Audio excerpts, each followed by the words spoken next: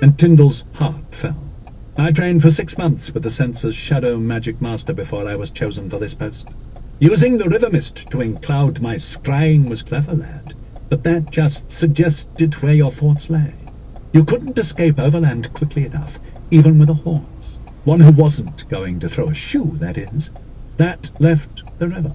I knew that if Wantran did not capture you, then you would make your way here, just as you did. Tyndall aimed his mage blade squarely at the censor's heart. I've dealt with your partner, Lespin. Don't make me kill you too.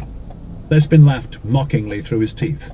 Old Wantran has seen more wily witches than you, lad, and lived to tell about it. And I can see that toy you held is barely more than simple steel. I won't even dignify it by answering it with my own. Lay it down, step away from it, and submit. For if I have to take you by force, I won't be gentle about it.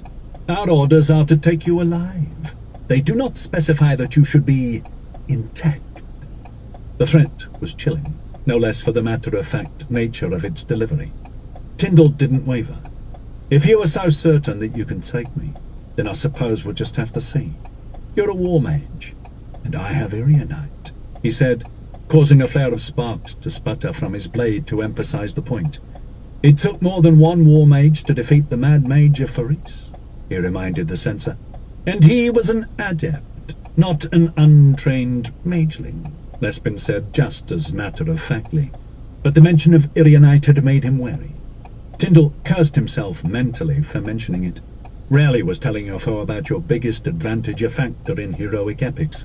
That was the sort of thing the villain did. Lay down the blade. This is your last warning, Lespin said, moving toward the end of the dock, his wand soon joined by a second. Tyndall swallowed, stepped sideways 2 steps to move away from Ansley, and nervously began to draw power from his stone. He didn't rightly know what he planned to do with it, but having the power there at his call was really the only leverage he had in this duel. Just leave the girl alone, he said hoarsely. She blundered into this by accident, and she doesn't know anything. She's neither of our concern, unless you make her so, Lespin said. Tell me, why do it this way, when you could have avoided all of the pain and agony you'll face now? For I won't kill you, lad.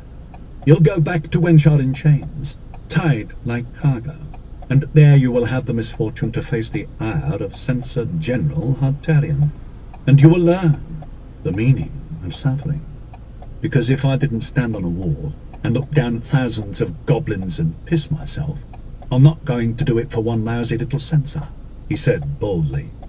Unexpectedly the man chuckled. So, the tale of invasion is true. We thought it a ruse. It's true. I was there. It was my home, he said defiantly. Now it's overrun, as is everything in the Wilderlands. All the way to Tudri, he said miserably. Even now my master fights them while you fight him. Then you will be fortunate enough to avoid that fact, Lespin said. Goblins are not the Censorate's concern. Renegade magi are. Ready, but... Lespin's sentence died in his throat as his eyes opened wide in surprise. Moments before he was blown unexpectedly off the dock, dozens of feet into the air, and splashed far downstream into the river.